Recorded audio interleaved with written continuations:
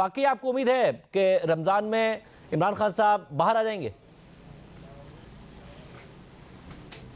जी शुक्रिया खानजाद साहब। खान साहब के ख़िलाफ़ जो अभी केसेस रह गए हैं उनके अगेंस्ट अपीलें जो हैं वो ज़ेर समात हैं इस्लामाबाद हाई कोर्ट में, और सज़ा मुअत्तली के हवाले से 426 ज़ब्ता फौजदारी के तहत हमने दरख्वास्तें दायर की हुई हैं, जिसमें स्टेट को नोटिस हो चुके हैं। अब चूँकि जज साहिबान को जल्दी थी खान साहब को सज़ा करने में, तो अब इस मकसद को हासिल करने के लिए उन्होंने ट्रायल का कबाड़ा ही कर दिया। ना उन्होंने जरा का हक दिया, ना दिफा का हक दिया। तमाम कार्रवाई जो हैं वो तीनों केसेस में जो हैं वो कानून से बिल्कुल मावरा ट्रायल हुए, और इन चीज़ों ने इन केसेस की हैसियत कहीं की नहीं छोड़ी है। तो लिहाजा हम इस्लामाबाद हाई कोर्ट से कभी तौर पे पुरुमीद हैं कि चूँकि केसेस की नवीयत इंतहाई कमज़ोर हैं तो खान साहब की रिहाई जो है इन केसेस में हो जाएगी।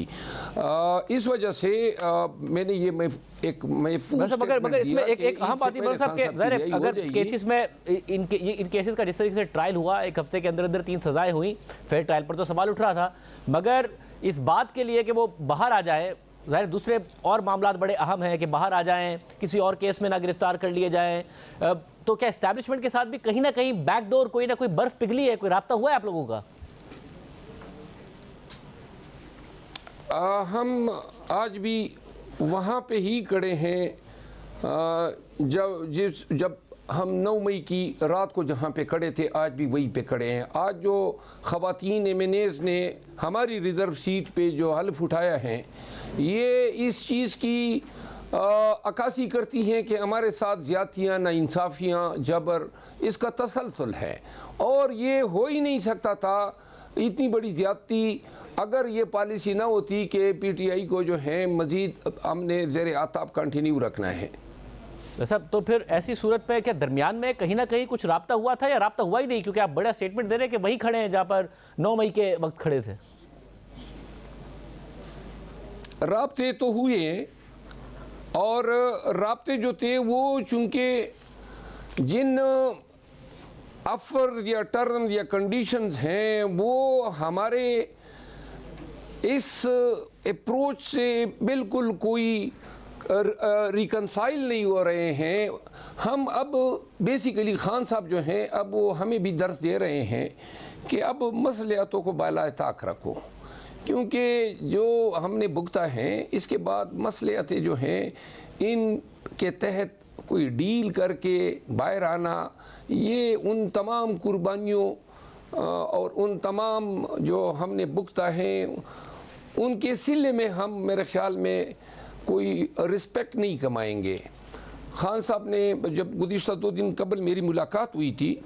तो हमारी लीगल टीम और हमारे पीटीआई के अमायदीन, जिसमें शारियार अफरीदी साहब मौजूद थे, शादाना गुलदार साहिबा थी, हमारे हसन जमाल खान एमएनए हैं मियाँ वाली से जो खान साहब की सीट पे जीते हैं, वो भी सेनेटर ओन अब्बास पबी साहब थे। तो खान साहब की जो इंस्ट्रक्शन थी पार्टी के लिए, वो अब ये पैगाम देना चाहते हैं कि एहतजाज के ज़रिए हमने कौम को ये वाज़े कर देना है कि आपका खान या हमारी पार्टी पीटीआई जो है अब किसी भी सूरत में किसी मसलियत के तहत कोई डील नहीं करेगी। और जहाँ तक खान की रिहाई का ताल्लुक़ है कि इसके ताने बाने जो हैं कहीं किसी डील से वाबस्ता ना हो, तो मैं आपको एक बात बता दूँ कि जो पाकिस्तान में मामलात को कंट्रोल करने की कोशिशें कर रहे हैं, बेशक बड़े ताकतवर हैं, लेकिन नऊज़बिल्ला कोई खुदा नहीं है। अगर इतनी दस्तरस होती तो 8 फरवरी को ये कंट्रोल कर लेते, या पाकिस्तान तहरीक इंसाफ का शिराजा जिस तरह बिखेरना चाहते थे तो ये हो चुका होता। तो मगर एक अहम बात ये आपने कहा कि उन्होंने कहा कि कोई बात नहीं होगी, कोई डील वाली बात नहीं होगी, और इस तरफ देख भी नहीं रहे आप लोग। मगर अगर 2018 की मिसाल लें तो मौलाना फजल रहमान बाहर थे, नून लीग भी कहती थी हम एहतजाज करेंगे, मगर उस वक्त तक कि जब तक आप लोगों के मामलात कुछ बिगड़े नहीं इस्टेब्लिशमेंट के साथ, और तो जगह पीडीएम ने वहीं से बनाई। जब बिगड़ना शुरू हुए तो जगह बनाना शुरू की, और फिर वहीं से आपकी हुकूमत जाने का और दूसरों की हुकूमत आने का रास्ता खुला। तो आपको लग रहा है कि मगर इस दफ़ा मामला अलग है, आपको वो दरार का इंतज़ार नहीं करेंगे कि हुकूमत के दरमियान और इस्टेब्लिशमेंट के दरमियान पड़े? शायद अब हमारी ये अप्रोच ये होगी कि कहीं पे दरार का इंतज़ार करने के बजाय हम सियासी कुव्वतों को ये बावर कराएं कि कभी आपकी दरार और कभी हमारी दरार के इस इंतज़ार में हमने जमहूरियत को, कानून की हुक्मरानी को खोखला कर दिया है। आज महमूद खान चकदेई साहब ने एक बयान दिया, मैं उस वक़्त उनके साथ मौजूद था,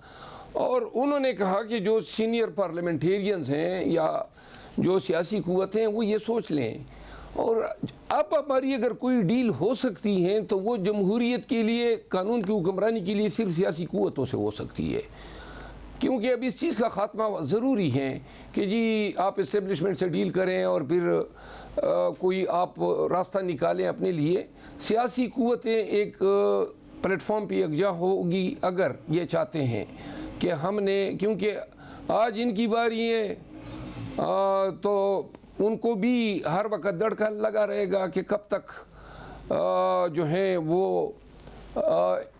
उनके गुड बुक्स में रह सकते हैं। मतलब ये जब आपको जब आपको इतनी क्लैरिटी होना चाहिए, जब आपको इतनी क्लैरिटी है इस बात में, तो और आप कह रहे हैं कि अब डील होगी तो भी सियासी कुव्वतों के साथ ही होगी ताकि ये बारियां लगाना ख़त्म हो, मगर आप तैयार नहीं है ना नून लीग के साथ, पीपल्स पार्टी के साथ बात करने को तैयार नहीं है। पीपल्स पार्टी तो अब ओहदे ले लेगी, आपका ज़्यादा बड़ा गिला भी नहीं है पीपल्स पार्टी के ख़िलाफ़ कि उन्होंने आपकी ज़्यादा सीटें जीती हों, आपका तो गिला ही जो ज़्यादा है वो नून लीग के ख़िलाफ़ है। उसके बावजूद आप बात नहीं करने को तैयार है, हालांकि नून लीग ने भी आपकी हुकूमत गिराने का रास्ता पीपल्स पार्टी के ज़रिए निकाला। वो तो असेंबलियों से मौलाना के कहने पर इस्तीफे देने जा रहे थे, पीपल्स पार्टी ने रोका कि नहीं, अदम एतमाद करेंगे, असेंबलियों में रहना बड़ा लाजमी है वरना ये तरामीम कर लेंगे।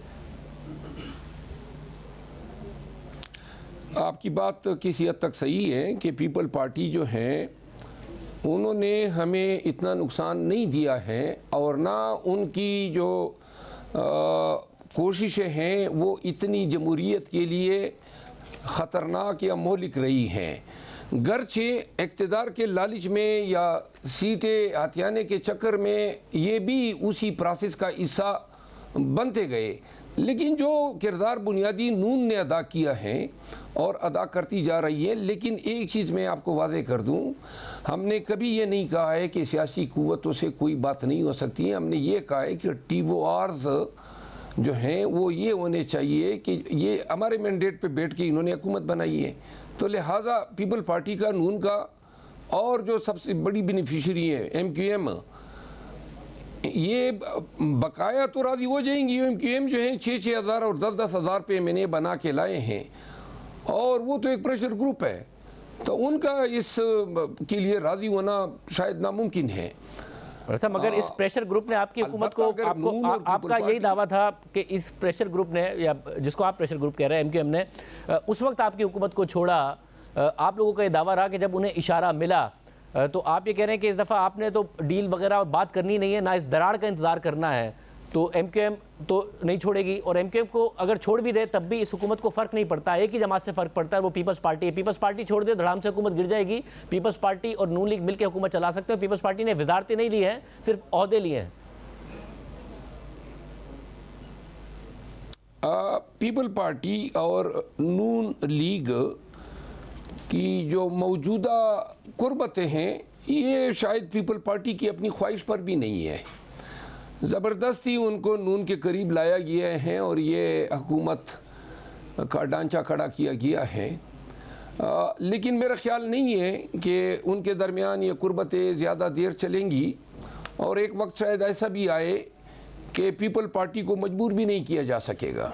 मतलब और ये उस सूरत में ही होगा मरबा साहब, और ये उस सूरत में होगा कि या तो आपकी इस्टेब्लिशमेंट के साथ कुर्बत हो जाएगी या फिर नून लीग की इस्टेब्लिशमेंट से दूरी हो जाएगी। हम ये चाहते हैं कि कुर्बतें पार्टियों, सियासी कुव्वतों के बीच होनी चाहिए, और इसके लिए ज़रूरी है कि नून इसका इदराक कर लें, क्योंकि नून खुद भी माजी में दावे करती रही हैं कि ये इस चीज़ की विक्टिम रही है। तो लिहाजा जब तक जमहूरी कुव्वतें, सियासी कुव्वतें आपस में खुद एक कार्ड न कर लें और वंस फॉर ऑल डिसाइड न कर लें कि इक़्तिदार जो हैं, हुकूमत,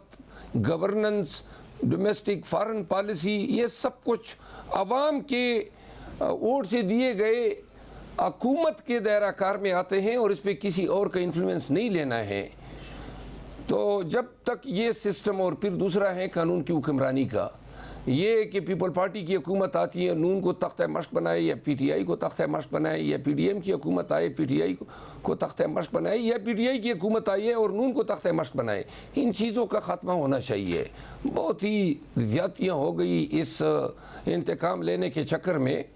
और मेरा ख्याल है कि सियासी क़ुव्वतों को इन चीज़ों का इदराक करना चाहिए। साहब, और आगे ये बताइएगा कि आपने हमारे प्रोग्राम में कहा था कि सदर मुमलिकत से खुश नहीं है इमरान खान साहब। उसके बाद एक और वाक़या हुआ, असेंबली का इजलास नहीं बुला रहे थे सदर मुमलिकत और आपकी पार्टी ने उसको इंडोर्स किया। इमरान खान साहब ने खुद ने रिपोर्टर्स से बात करते वक्त कहा कि सदर अलवी बिल्कुल ठीक कर रहे हैं, मगर आप लोगों ने इंडोर्स किया और दूसरी तरफ सदर अलवी ने इजलास बुला लिया।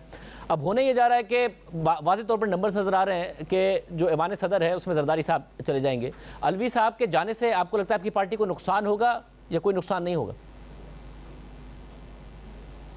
कोई फ़र्क नहीं पड़ेगा। और इसकी क्या वजह है? अब जिस वक्त हमें उनकी ज़रूरत थी, या जिस वक्त वो अपना एक आईनी किरदार अदा कर सकते थे,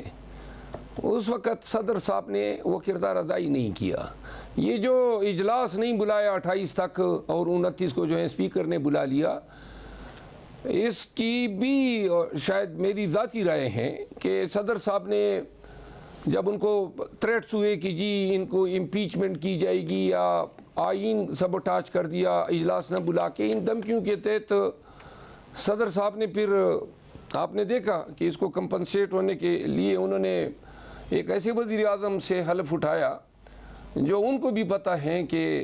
आईनी और कानूनी मैंडेट के साथ मुंतखब नहीं हुआ था, तो वो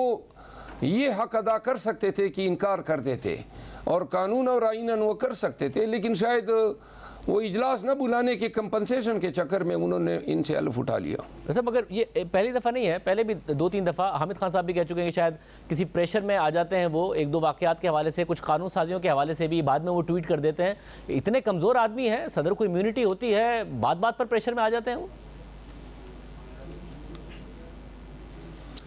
कुछ लोग सदर बनते वक्त कमज़ोर नहीं होते हैं, लेकिन सदारत का दफ्तर जो है और उसकी निटी ग्रिटीज़ और उसकी जो सदारत के दफ्तर में जो फ्लक्चुएशंस होती हैं, ये चीज़ें फिर शायद कमज़ोर असाब के लोगों को कमज़ोर बना देती है।